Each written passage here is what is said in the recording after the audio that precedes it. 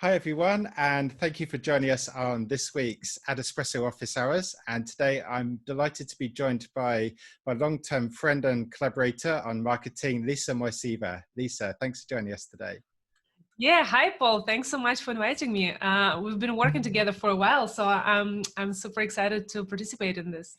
Yeah, it's been about 4 years now. So a quick intro for anybody that doesn't know Lisa. So Lisa was co-founder and chief marketing officer for Globin, which is a ethical fair trade subscription box. She also founded Scaling Good, which is probably best described as a consultancy for ethical brands that need to scale and get help with their marketing. And she's also found time to co-found Brightly.eco, which is kind of guide for ethical consumers, and it focuses around a podcast. I think it got recommended by Apple as one of the top ethical podcasts. I think that's right. Twice, yeah. Yeah, Mm-hmm. twice. And also got some funding from the Snap Accelerator program. So Yeah. this is based in the Bay Area in San Francisco. So kind of knows the startup scene very well. And what we're going to do in this podcast is just give some tips on marketing for ethical brands, which is something that we both collaborated on for the last 4 years. So yeah, a really impressive resume you got there, Lisa. So maybe we could kind of kick things off just by kind of outlining for our viewers what an ethical brand is, and maybe give some examples, maybe some brands that people would have come across day to day. Sure. Yeah, there are so many different ways to discuss to define ethical brands. So shortly, for me, I like to use term social business, and it's for me and as defined by Mohammed Yunus. He is a Nobel Peace Laureate, founder of Grameen Bank from Bangladesh.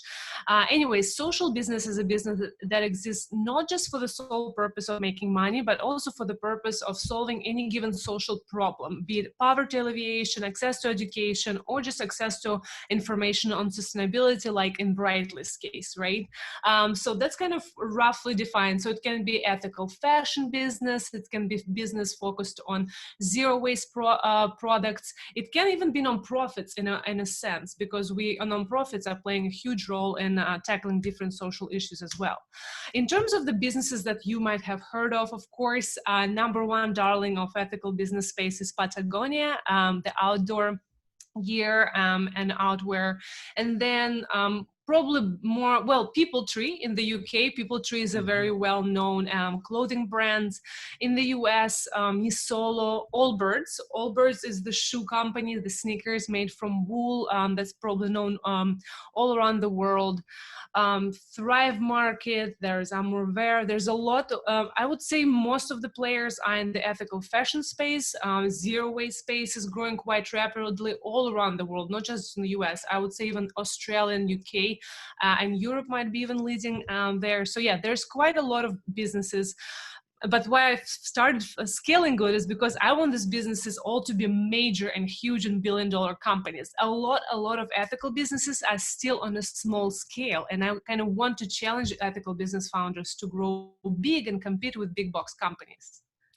Thanks. And it's really nice to see some of those examples where you've given, like Patagonia, that can be really big players in their space. That ethical, being an ethical business doesn't mean that you have to stay small, that you can get really big there. So maybe you could give our viewers, our listeners, some ideas about how you can utilize those brand ethics in marketing. Like what sets you apart from, your generic kind of drop shippers on Amazon there? Yeah, I mean, I think good news is that, I think truthfully, it's true. Finally, so sustainability is not a niche anymore. And we've been probably saying that for the last 10 years, but I feel like in 2020, it's actually coming to reality. And consumers at scale, right? All of the consumers all over the world are aware of sustainability issues, climate change, plastic pollution, and things like that. So that's good news. And it means that also the reason why sustainability is not a niche anymore, it's not just a trend, is because consumers worldwide are demanding from big brands to be sustainable. Just last week, Apple announced that it will be carbon neutral by 2030, and it will be carbon neutral not just at HQ, but also it will include all of their manufacturing and supply chain players too, which is huge. Amazon is making promises too. H&M is, has launched its conscious collection probably like 5 years ago. So big players are getting in there too. But what you can do if you're just about to start a business, or you already started and you're kind of starting thinking seriously about sustainability, is that you in the right place in the right time, because consumers are ready for your products, and they're actually, in fact, again, demanding this with their dollars. They're voting with their money for what they believe in. And as a brand, you have something to sell that consumers already want, right? So this is great, and it's another key differentiator for you, and key kind of way for you to compete with big box companies, and your chance to win the audience, the consumers from the big box companies. Because any brand, if you're just starting, by definition, you cannot compete with bigger brands, because they have scale, their product margins are much larger, so you can't compete there. But even if your products are a bit cheaper, a bit more pricier, you have this other add-on value, the sustainability factor, that you can kind of justify your, higher prices with. And it's something that we found with Globin, the fair trade subscription box, is that you can talk about the stories about the people that make the product, that it's not just this big generic factory that's doing this drop shipping. That when you can talk about the stories, you can talk about the countries that the product's been made. It really, to say that you can really punch above your weight there. So I'd urge anybody that's got an ethical side to their business to really think about how to weave that into their story, how they can make that a marketing point there. So are there any downsides that you find with running an ethical business? What are the kind of challenges that you come across? One that I've certainly come across recently with several businesses is just kind of when you're working with small suppliers, is inventory, that when you're working with artisan groups around the world, that you can't just like order another 1,000 units like you could from a factory. So what kind of challenges do you come across every day? Yeah, absolutely. As I like to say, there's almost no challenges. It's all positives. It's all win-win for the world and for the consumer if your business is truly ethical and sustainable. But when you get down to numbers, as you mentioned correctly, it will be more difficult for you to get as high of profit margins on your products. Again, we're assuming we're talking here about D2C, direct-to-consumer brands, focus on physical products here. Because by definition, if you're a truly sustainable brand, you're almost making your own obstacles, because you have a mission and core values that you're not going to change and you're not going to forget when you're sourcing products. So if you have this super trendy product, for example, I don't know, like a shiny water bottle or some kind of a reusable razor or whatever else I found on TikTok, the first thing you as an ethical business, depending, again, there's so many different values and sustainability, like niches and stuff. First of all, you need to decide what's the most important for you as a founder, as a company. It's almost impossible to be a perfect business. It's almost impossible to be a perfect consumer. So we need to kind of agree on that and be okay with that. But first thing to ask yourself is, how will I source the product? Will the materials be sustainable? Will the workers be paid fairly? Do I want to require specific certifications like fair trade, made safe, organic, and things like that? So all of these things, one by one, they quickly add up and lower your margin. So that's kind of the truth, and this is kind of the basis that you have to live with. And you should know that this will be kind of the reality of your business. You will never be able to source products unfairly, unethically from China if you want to be an ethical business. I think this is really the only one. And then yes, the scaling, depending on which type of products. Again, Globin, it's an artisan business, so everything is handmade. So that makes everything even 10 times more difficult. But you can be an ethical business and source products from manufacturers that are not necessarily handmade products. And there is more and more supply chains actors, factories around the world that are getting pressure from big corporations like Apple, for example, and ultimately they're getting pressure from you as a consumer who is voting and sending signals to Apple. These factories in Bangladesh and China, they are starting to abide by different rules now and becoming more sustainable. So I think that in the future, the level of playing field, whatever it's called, it will kind of even out a little bit. And we are on the way there. It's very clear for me. And I think that mentioning margins is really important. That when I've looked at the direct-to-consumer brands, the standard brands, not kind of without an ethical story behind them, the ones that are scaling rapidly have around about a 60% margin. And that's very difficult to do with fair trade. So Yeah. just be aware that that's a kind of a challenge there. Also, what you'll find as well when you do Facebook and Instagram ads is that you can't please everybody. So I like the idea there of picking a couple of different angles or niches, but you can't win them all. Is that if you've got a fair trade product, it seems that people will then start trying to pick holes and find something wrong with it, whereas they're quite happy to buy their standard kind of, you know, Amazon kind of mass produced stuff. So just understand that you can't always please everybody, but if you've got your main ethical points, stick to them consistently. That there's a good story to tell there. You can maintain margins sometimes by increasing prices a little bit. You can't rip people off, but people will pay for ethics there. So maybe we can move on and just talk a little bit about Brightly. That podcast has really taken off. As you say, got on the radar of Snap, got on the radar of Apple. What's your kind of main marketing channels there? What's worked for you? And a little hint there, I know you've been talking about TikTok, which I know a lot of people are interested in there. Yeah, so Brightly is very different. So that's kind of right now, it's mostly a media company, right? We have a website, it's on brightly.eco, and podcast is just one of the kind of media platforms that Brightly has. And podcast was the thing that started first growing very rapidly, and that's why Snapchat invested in us. We were part of Snapchat's Yellow Accelerator. That's why Apple featured us twice as the #1 podcast for conscious consumers. That's why we were in the top 200 podcasts in the US alone.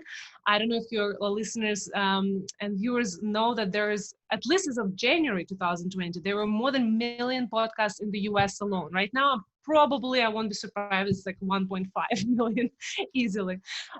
So yeah, I think one of the main reasons why Apple and Snapchat and whoever else picked us up and kind of realized the value of Brightly is that our approach is a little bit different from most of the players in this industry, in this space, is that we want to inspire billions of people to take small actions towards sustainability rather than having thousands of people living completely zero waste. So we have this very welcoming, there's no guilt tripping approach. There's no judgment at all. We want to welcome everyone and have them join. We are joining them on their sustainability journey wherever they are. So we have people who are 100% into ethical fashion, people who are all living frugally and only buying secondhand, people who are living zero waste, but also people who are just starting this journey. They're just getting to learn everything.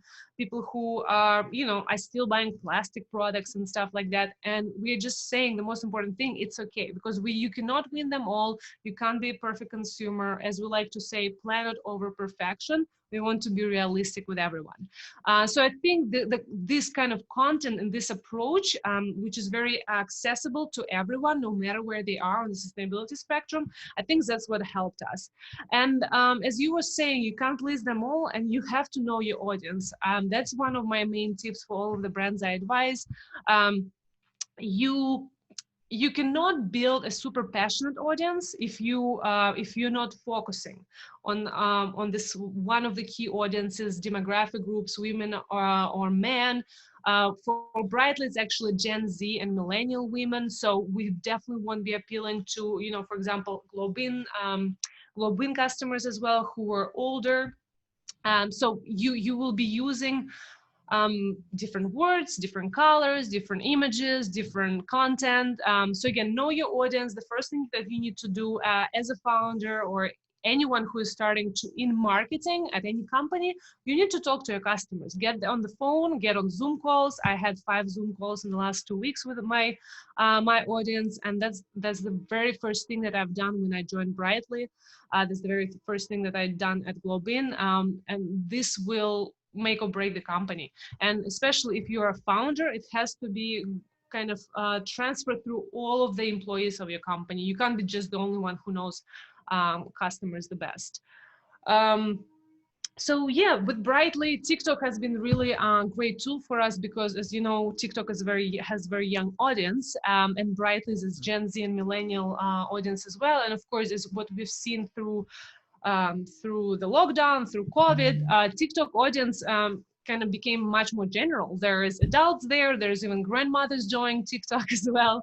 But again, we are pushing the same type of content through all of our platforms, our website, our podcast, Instagram, TikTok. But you probably heard me many times, you need to know that every single platform has a certain template that works the best for them. For that platform, you can't be pushing the same image, the same video for Facebook and TikTok. That's just never going to work. A platform has its specific preferences. They have most of the time their own algorithm, so you need to figure that out. But most importantly, you need to figure out what the audience on this specific platform likes the best from you. And for example, with TikTok, we found out that, you know, in terms of sustainability, it's a growing niche there, but it's very, very small. So people are not as educated there. So we won't be pushing like very in-depth type of content that we are sharing on the podcast on TikTok. So we simplify content there. But ultimately, the same type of content is just how you present it. And you've also got the Brightly Scouts, which I think Yeah. Seth Godin, the marketing kind of genius, talks about having like 1,000 true fans to really get your product or your brand to take off. So maybe just tell us a little bit about the Scouts and how that's helped you amplify your marketing efforts by using all those members that you've got there. Yeah, we were at 600, so almost at this 1,000. So yeah, Brightly Scouts is an amazing program. That's one of the reasons I joined Brightly, because again, I see marketing not as a way to sell stuff, but more as a community building. So yeah, and Brightly Scouts is basically a Brightly ambassador program, which are basically, you know, Brightly fans, fans of sustainability and fans of whatever we are promoting, whatever we stand for. And yeah, just like you said, just like Seth Godin said, it's Brightly Scouts are basically an extension of our marketing team, right? I give them some weekly assignments. They have fun with it. They share about Brightly with their friends and family on their social. And so, especially as a startup without almost none of the marketing budget, it helps it a ton when you have this kind of loudspeakers. We call them loudspeakers for the planet, loudspeakers for Brightly. My only job is to figure out what kind of tools I need to give them to make this kind of sharing about Brightly, promoting Brightly, a fun experience for them. So yeah, I definitely suggest everyone identify their core fans, their leaders, and empower them. Yeah, and it's just the cheapest way to really amplify your marketing message there.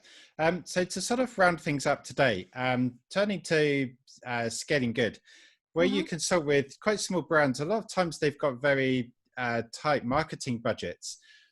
What's the kind of one key thing where they should start off? Should they build a mailing list and use that, or should they use Facebook ads, or where should they invest their marketing dollars to get the most sort of bang for their buck if they've only got a small budget there? Yeah, I always like to say to brands, and this is an advice, I don't know, I learned a couple of years into when I was with Globin, but basically build your community first before you even have a product to sell. Like Brightly right now, we don't necessarily have a product to sell. We are doing some tests right now, but we have a pretty big community right now. I just said 600 scouts. We have about 10,000 people on our list. We have, over 100,000 followers on TikTok. So if we have a product to sell, we already have some potential customers who are true fans. But if you don't build any community, don't have any social kind of activity on social media going on before you drop the products, who's going to see it? You know what I mean? Yes, you can use hashtags on Instagram, you can run Facebook ads, but it will be much, much more difficult for you to sell the product without some initial traction.